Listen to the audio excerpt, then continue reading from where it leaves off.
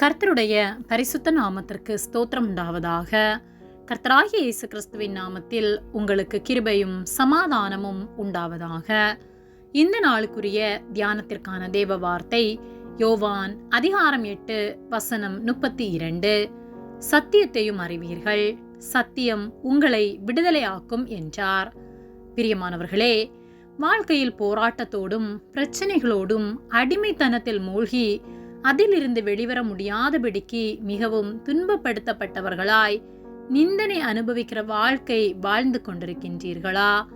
கர்த்தராகிய இயேசு கிறிஸ்துவை ஏற்றுக்கொண்டு அவருடைய வார்த்தைகளை கைக்கொண்டு வாழ்வோமானால் நம்முடைய வாழ்க்கையில் காணப்படுகிற போராட்டங்கள், அடிமைத்தனங்கள், நிந்தைகள் எல்லாவற்றையும் அவர் மாற்றி சமாதானத்தோடு நாம் வாழ நமக்கு கிருபைகளை அவர் தருவார்.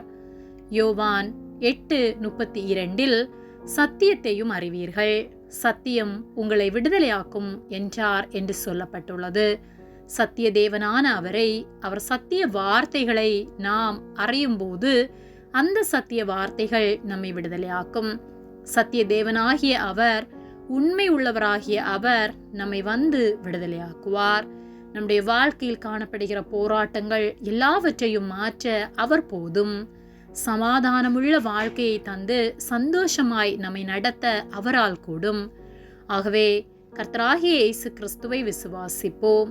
நம்முடைய பாவ வாழ்வை மாற்றி பாரம்பரியமான சாப கட்டுகள் எல்லாவற்றையும் அவர் மாற்றி சமாதானமுள்ள வாழ்க்கையை அவர் தந்து நம் துன்பங்கள் எல்லாவற்றையும் மாற்றி நாம் சந்தோஷமாக வாழ அவர் நமக்கு உதவி செய்வார். ஆகவே என்ன சூழ்நிலையிலே நாம் காணப்பட்டாலும் கர்த்தரை நோக்கி கூப்பிடுவோம். கர்த்தராகிய இயேசு கிறிஸ்துவை ஏற்றுக்கொண்டு நம்முடைய கவலைகள், கஷ்டங்கள் எல்லாவற்றையும் அவருடைய பாதத்திலே வைக்கும்போது நம்முடைய பாரங்களை அவர் ஏற்றுக்கொண்டு நாம் பாரம் இல்லாமல் வாழ அவர் நமக்கு உதவி செய்வார்.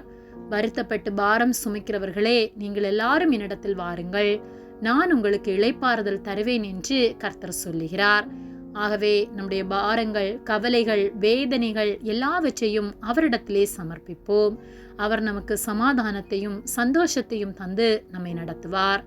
1 பேதுரு 5:7 அவர் உங்களை விசாரிக்கிறவரானபடியால் உங்கள் கவலைகளை எல்லாம் அவர் மேல் வைத்து விடுங்கள் என்ற வார்த்தையின்படி அவர் நம்மை விசாரிக்கிற தேவனாய் இருக்கிறபடியால் நம்முடைய கவலைகள் எல்லாவற்றையும் அவர் பாதத்தில் வைப்போம். அவர் நம்முடைய கவலைகள், கஷ்டங்கள் எல்லாவற்றையும் மாற்றி நமக்கு விடுதலை தருவார். ஆமேன். ஜெபம். எங்களை அதிகமாக நேசித்து வழிநடத்தி வருகிற எங்கள் அன்பின் பரிசுத்த பிதாவே, இந்த நாளையும் நாங்கள் காணும்படியாக நீர் எங்களுக்கு ஜீவனை தந்து தயவு பாராட்டி எங்களை பாதுகாத்து பராமரிக்கிற உம்முடைய அன்பிற்காக நாங்கள் உமக்கு நன்றி செலுத்துகின்றோம். நாங்கள் தியானித்த வார்த்தையின்படியே சத்திய தேவனாகிய நீர் ஒருவரே எங்களுக்கு விடுதலை தந்து எங்களை வழி நடத்த முடியும் என்பதை விசுவாசித்து உம்முடைய பாதத்திலே எங்களுடைய கவலைகள், கண்ணீர்கள் எல்லாவற்றையும் வைக்கின்றோம்.